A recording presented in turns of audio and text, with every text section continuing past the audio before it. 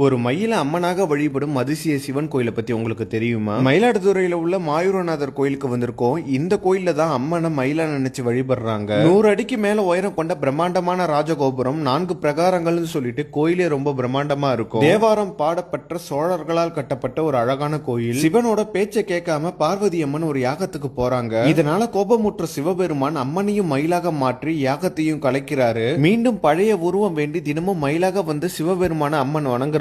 இதனால கோபம் குறைந்த சிவபெருமான் அம்மனுக்காக கௌரி தாண்டவம் ஆடிய கோயில் தான் இந்த மயிலாடுதுறை கோயில். இங்க அம்மன் சிலைக்கு பதிலாக மயில் அம்மைன்னு சொல்லி மயில் சிலையை வச்சுதான் வழிபாடு நடத்துவாங்க. கோயிலோட சுற்று பிரகாரத்துல அகத்திய விநாயகர், சந்தன விநாயகர்னு சொல்லிட்டு நிறைய சக்தி வாய்ந்த தெய்வங்களும் இருக்கு. மயில் வந்து பூஜை பண்ண தலங்கிறதால தான் இந்த கோயிலுக்கு மாயூரநாதரனும் இந்த ஊருக்கு மயிலாடுதுறைன்னு பெயர் வந்ததா சொல்லுவாங்க. சிவன் சன்னதிக்கு பின்னாடி உள்ள பிரகாரத்துல முருகன் கோயில் இருக்கு. இந்த கோயில அருணகிரிநாதர் பாடல் பாடியிருக்காரு. சக்தி வாய்ந்த விநாயகர், தட்சிணாமூர்த்தி, துர்க்கை அம்மனையும் நீங்க தரிசனம் பண்ணலாம். இந்த இடத்துல அபயாம்பிகைன்னு சொல்லிட்டு அம்மன் தனி சன்னதியில காட்சி தராங்க. கிழக்கு திசை நோக்கி தனி ஆலயத்துல இருக்கிறது ரொம்பவே சிறப்பு. திருமணம் ஆகாதவங்க, குழந்தை வர வேண்டிய நிறைய மக்கள் இந்த அம்மனை வந்து வழிபட்டுட்டு போவாங்க. இந்த பிரம்மாண்டமான கோயில் திருவாடுதுறை ஆதீனத்தோட கட்டுப்பாட்டுல இருக்கு. கோயிலோட ராஜகோபுரத்துக்கு பக்கத்துல உள்ள பிரம்ம தீர்த்தத்துல குளிச்சுட்டு போனா நமக்கு நோய்கள் நீங்குங்கிறது ஒரு நம்பிக்கை. ஒரு அழகான கோயில். மயிலாடுதுறை போனா கண்டிப்பா போங்க.